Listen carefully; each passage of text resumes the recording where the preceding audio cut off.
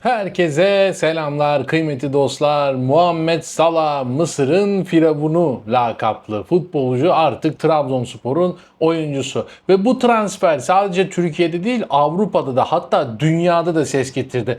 Dünyanın birçok gazetesinde, en önemli spor gazetelerinde Salah'la ilgili hangi haberler çıktı, neler yazdılar, bunları değerlendireceğiz. Hazırsanız başlayalım.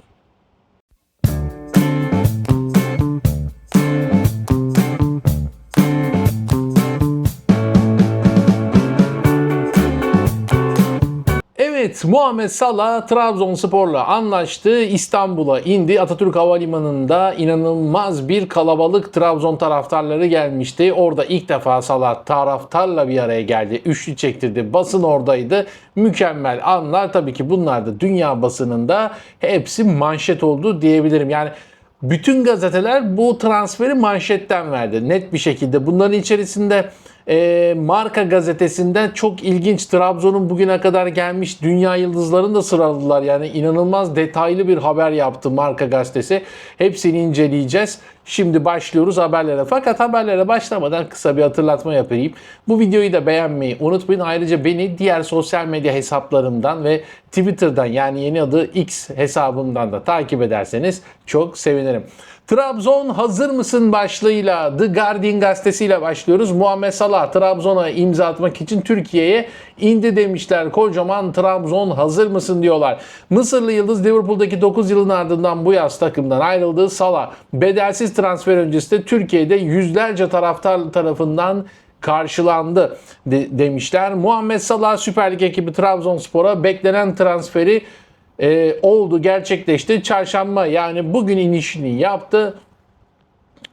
Daha önce Beşiktaş'ta Salah'la görüşme yaptığını söylemişti. Fakat Trabzonspor Başkanı Ertuğrul Doğan 34 yaşındaki oyuncuyla mükemmel bir imza töreniyle sözleşme imzalayacak. Bu transfer yarışından Trabzonspor kazanarak çıktı demiş ve maç, yani şeyle ilgili, bu Atatürk Havalimanı'na varış süreciyle ilgili detaylar vermiş. İşte orada sağlık kontrolünden geçecek, iniş yapacak ve imza atacak vesaire.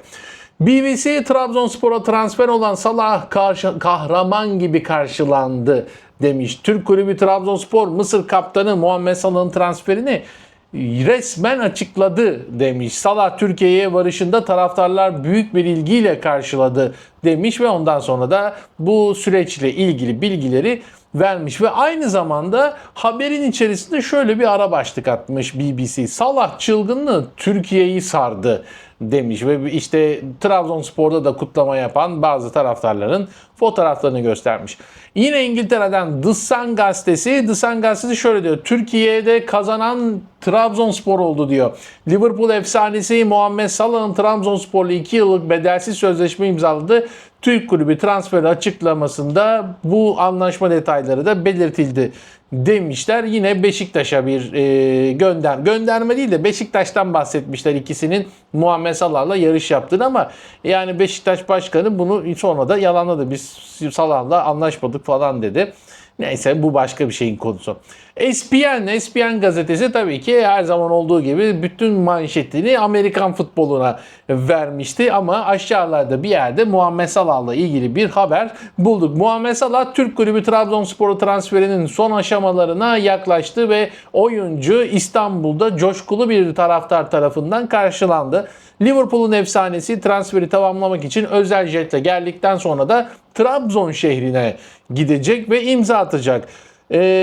Trabzon hazır mısın? Seni duyabiliyor muyum? Çok yakında görüşürüz. Bu sözleri, Salah'ın sözlerini aktardı ve Trabzonspor'un yayınladığı bir video var. O forma giyme videosu. Onu gösterdiler. Calciomercato, İtalya'ya gidelim. Salah Trabzon'a, Beşiktaş ise Vlahovic için tüm imkanlarını seferber etti diyerek bir haber hazırlamış ve yine bu Salah'ın Trabzon'a transfer sürecini, Beşiktaş'ta yaşadıkları olayların özetini anlatmışlar ve muhteşem bir karşılama oldu. İstanbul'da Atatürk Havalimanı'na indi demişler ve oradan da fotoğraflar göstermişler o karşılamadan. Muhtemelen La Gazzetta dello Sport'dan muhabirler vardı benim duyduğuma göre. Çünkü oraya gidemedim ama arkadaşlarım oradaydı.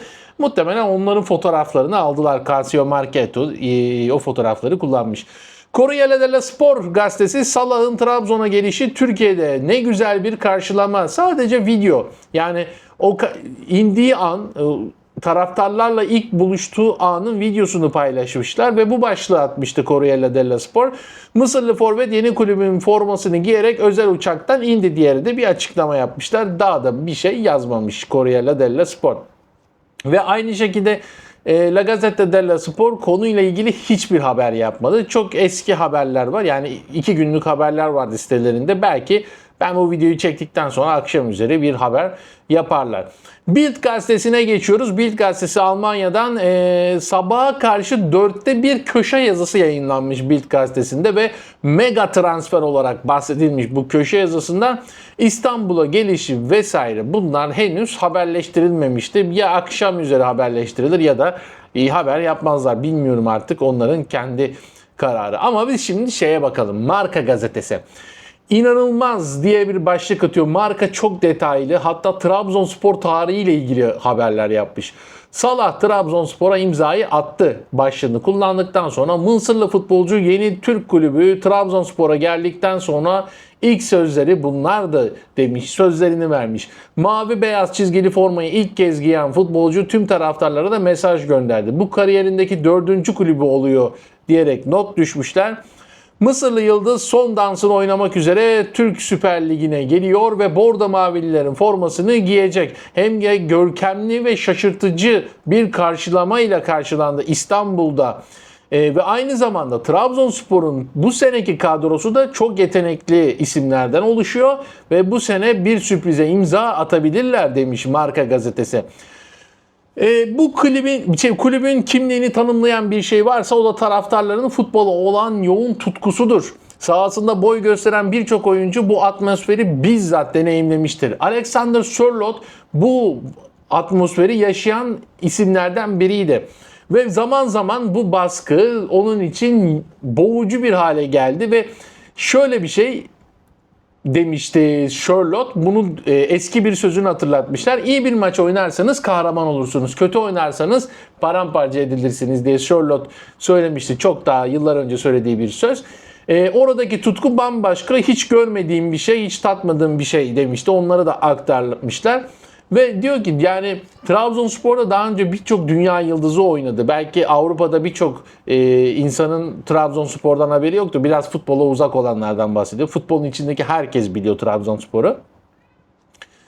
Daniel Sturridge, İngiliz oyuncu ayrıca taraftarın bu atmosferini bizzat deneyimledi. Ailem ve arkadaşlarım, bu Sturridge'in daha önce yaptığı bir açıklama. Ailem ve arkadaşlarım gelmemi isteyen taraftarlardan gelen mesajlarla adeta bombardımana tutuldu. Daha gelmeden bile kendimi aileden biri gibi hissettim demişti ve daha önce Arsenal'ın 80 milyon euro ödediği Nicolas Pepe buraya geldi. Mark Bartra, Florent Malouda bunları söylemiş. Kiki Musamba ve Napoli efsanesi Marek Hamšík de buraya gelen dünya yıldızlarından biri. Aynı zamanda Kamerunlu kaleci Andre Onana da kadroda bulunuyor.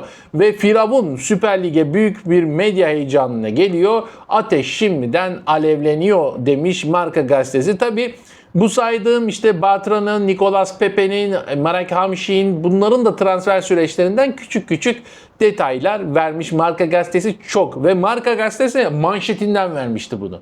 Yani böyle Marka'nın sitesine girdim. Şu anda güncellenmiştir şimdi girerseniz. Ana manşette şey vardı. Diomande transferi vardı. Real Madrid'in onunla ilgili son gelişmeler. Hemen altında da Muhammed Salah transferi vardı.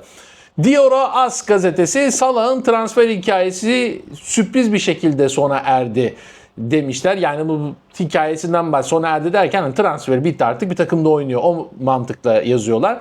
Liverpool'dan ayrıldıktan sonra Mısırlı oyuncu İstanbul'un büyük üçlüsü olarak sayılan kulüplerine adeta çalım atan Trabzonspor'a gitti. İstanbul dışındaki kulüplerin en büyüğü olan Karadeniz ekibi Trabzonspor'a bedelsiz transfer oldu. Yeni macerasında 61 numaralı formayı giyecek. Bu aynı zamanda Türkiye'deki araba plakalarının Trabzon şehrine verilen numarası şeklinde de yazmışlar. Bu detayı da kaçırmamış Diaro AS gazetesi. Muhammed Salah Trabzon'da şimdiden çılgınlık yaşıyor başlığını atan da L'Equipe gazetesi Fransa'dan. Şampiyon olmuşuz gibi ayrı bir sevinç hissediyorum demiş. Muhammed Salah çarşamba günü Trabzonspor'la sözleşme imzalamak üzere Türkiye'ye geldi. Bu kulüp için tarihi bir transfer, hatta Türkiye için tarihi bir transfer şeklinde L'Equipe gazetesi yazmış. Şimdi de bir de şunu eklemiş L'Equipe gazetesi. Taraftar coşkusunun yanı sıra mali yönü de soru işaretleri yaratıyor şeklinde bir not düşmüşler. Bunun dışında Reuters gazetesi transfer haberini Avrupa'da çok sayıda gazeteye servis etti. Haberde Salah'ın İstanbul'da yüzlerce Trabzonspor taraftarı tarafından karşılandığı bildirildi. Bu da Reuters'a abone olan bütün gazetelerde çıkmış bir haber. Yani hepsini teker teker okumaya gerek yok. Okuyamayız da zaten. Reuters geçti mi ajans çünkü.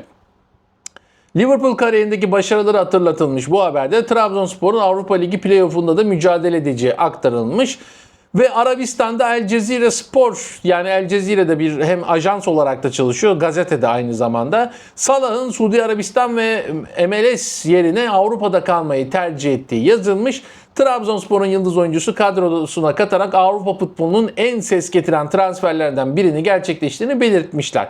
Ve Chosun Spor, Güney Kore, çünkü bu Güney Kore de artık Türkiye'yi çok fazla takip ediyor.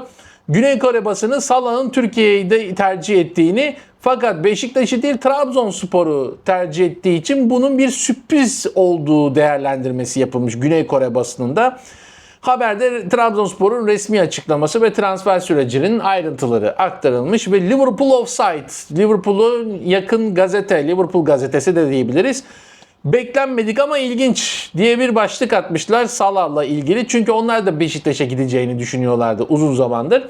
Beşiktaş görüşmelerinin mali sebeplerle sonuçsuz kaldığı, Trabzonspor'un ise 2 yıllık anlaşmaya vardığı ifade edilmiş ve Trabzonspor'un rakibi Beşiktaş'a transfer çalımı attığı söylenmiş Liverpool Offside'da.